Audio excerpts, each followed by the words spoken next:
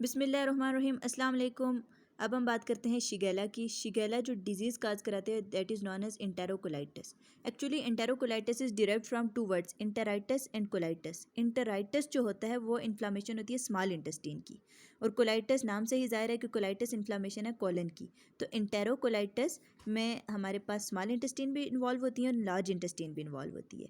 अब जो शिगेला की वजह से इंटेरोकोलाइटिस होता है उसको हम बेसिलरी डायसेंट्री कहते हैं। डायसेंट्री आपको पता है कि ब्लडी डायरिया को हम डायसेंट्री कहते हैं। ओके, इंपॉर्टेंट प्रॉपर्टीज़ की बात करें तो हमें पता है कि शिगेला जो है वो ग्रेम नेगेटिव है, इंटेरोबैक्टीरिएशी में आता है, नॉन लैक्टोज फर्मेंटिंग है, मैं आपको ऑलरेडी बता चुकी हूँ, स्ट्रेट है, कर्व्ड बिल्कुल भी नहीं है, और इसको साल्मोनेला से हम 3 बेसिस पे डिफरेंशिएट करते हैं। एक क्या होती है कि एक तो ये गैस नहीं प्रोड्यूस करता, दूसरा ये H2S हाइड्रोजन सल्फाइड की प्रोडक्शन नहीं करता, and the third thing is it is non motile.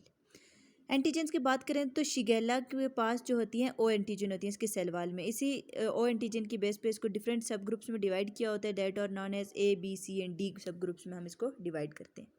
Pathogenesis की बात करें तो सबसे पहले आपने एक बात जो शिगेला के बारे में याद रखनी है, उसके बारे में याद रखनी है कि इसकी जो इन्फेक्शियस डोज है वो बहुत कम है, यानी कि बहुत कम ऑर्गेनिज्म चाहिए हमें डिजीज़ काज कराने के लिए, ऑलमोस्ट 100 ऑर्गेनिज्म चाहिए। जबकि जो विब्रियो कॉलरा और साल्मोनेला है उनकी जो इन्फेक्शियस डोज है वो बहुत हाई है, उसमें तकरीबन हमें 1 लाख to 10 लाख ऑर्गेनिज्म चाहिए होते हैं डिजीज़ काज कराने के लिए। अब जी आगे इसमें ये बताया हुआ है कि शिगिलोसिस जो है वो सिर्फ ह्यूमन डिजीज़ है, एनिमल्स में नहीं होती है। ठीक है, ट्रांसमिट होती है by faecal oral route. 4 F इसमें इंपॉर्टेंट है, finger, flies, food and faeces. इन चारों की वजह से ट्रांसमिशन होती है। अब जो आगे उन्होंने बताया हुआ है कि जो फूड की वजह से जो डिजीज़ होती है वो ज़्यादा होती है एज़ कम्पेयर टू वाटर।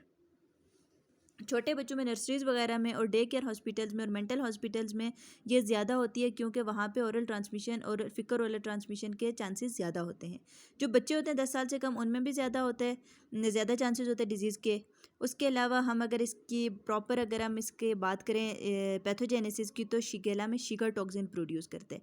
अब शिगा टॉक्सिन का मैकेनिज्म एक्शन में पिछली वीडियो में बता चुकी हूँ, ये आप वो देख लीजिएगा। उसके अलावा इन्होंने बताया हुआ है कि शिगेला सबसे पहले इन्वेड करता है इंटेस्टिन्स को, और उसके बाद अगर वो टॉक्सिन प्रोड्यूस करे तो करे, अगर टॉक्सिन प्रोड्यूस नहीं भी करता फिर भी वो डिजीज़ काज कराया देगा by the process of invasion. तो इसकी एविडेंस ऐसे मिली थी कि जो प्रोड्यूस इंटेरोटॉक्सिन प्रोड्यूस नहीं कर सकते थे स्ट्रेन्स, बट वो इन्वेसिव थे तो वो फिर भी डिजीज़ काज करा रहे थे। इसका मतलब है invasiveness is necessary to cause the disease, not enterotoxin is necessary. Shiga toxin होगा तो भी डिजीज़ होगी, लेकिन अगर शिगाटॉक्सिन है और इन्वेसिव नहीं है, इन्वेजन नहीं हो रही है, so हम वो वहाँ पे इन्फ्लामेशन ही नहीं हो रही है डिस्टल इलियम और कोलन में, तो डिजीज़ काज नहीं होगी। Got it. क्लिनिकल फाइंडिंग्स की बात करते हैं हम। अच्छा जी, क्लिनिकल फाइंडिंग्स की बात करें तो 1 से 4 दिन तक इसका इंक्यूबेशन पीरियड होता है। सिम्टम्स में पहले हमारे पास फीवर होगा, एब्डोमिनल क्रैम्प्स होंगे, उसके बाद डायरिया वगैरह होने लगेगा। डायरिया इनिशियली वाटरी होगा और उसके बाद उसमें ब्लड और म्यूकस आएगा। ठीक है, अब इसके जो सिम्टम्स हैं ना वो माइल्ड से सीवियर की तरफ वेरीज करती हैं। अब कुछ फैक्टर डिपेंड करते हैं। फैक्टर एक तो एज होती है पेशेंट की, and second factor is Shigella की कौन सी स्पीशी है। अगर तो एज बहुत कम है या बहुत ज़्यादा है, मतलब चिल्ड्रन या एल्डर पीपल में शिगेला की तरफ से स्वेयर डिजीज़ आएगी, and if the species shigella dysentery then it cause the severe disease. और अगर शिगेला सोनी है तो फिर हमारे पास माइल्ड डिजीज़ होगी।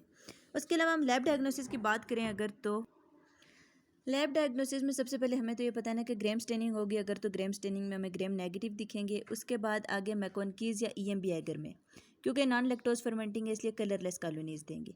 TSI एगर में एल्कलाइन स्लेंट और एसिड बट देंगे। गैस कोई प्रोड्यूस नहीं कर रहे, H2S कोई प्रोड्यूस नहीं कर रहे, ये 2 फीचर इनको डिफ्रेंशिएट करा रहे हैं साल्मोनेला से। अगर ऑर्गेनिज्म प्रेजेंट है तो हम उसके बाद इसकी स्लाइड एग्लूटिनेशन करके कंफर्म कर देंगे कि कौन सा ग्रुप प्रेजेंट है ऑर्गेनिज्म का। उसके अलावा हम लोग न्यूट्रोफिल्स की डिटर्मिनेशन के लिए मिथाइलिन ब्लू स्टेन यूज़ करेंगे। अगर तो हमें न्यूट्रोफिल्स दिख रहे हैं तो इसका मतलब है कि कोई इन्वेसिव ऑर्गेनिज्म जैसे शिगेला या साल्मोनेला या कैम्पाइलोबैक्टर है। अगर टॉक्सिन प्रोड्यूसिंग लेकिन अगर हमारे पास ये न्यूट्रोफिल्स नहीं दिखेंगे स्टेन में, फिकल स्टेन में अगर हमें न्यूट्रोफिल्स नहीं दिखेंगे तो इसका मतलब है कोई इन्वेसिव ऑर्गेनिज्म नहीं है, बल्कि कोई टॉक्सिन प्रोड्यूसिंग ऑर्गेनिज्म है, जैसे विब्रियो कॉलरा हो गया, ई कोलाई हो गया, clostridium perfringens. That's all about lab diagnosis, treatment और प्रिवेंशन। हम माइक्रो में नहीं करते, ये फार्मा के टॉपिक्स हैं।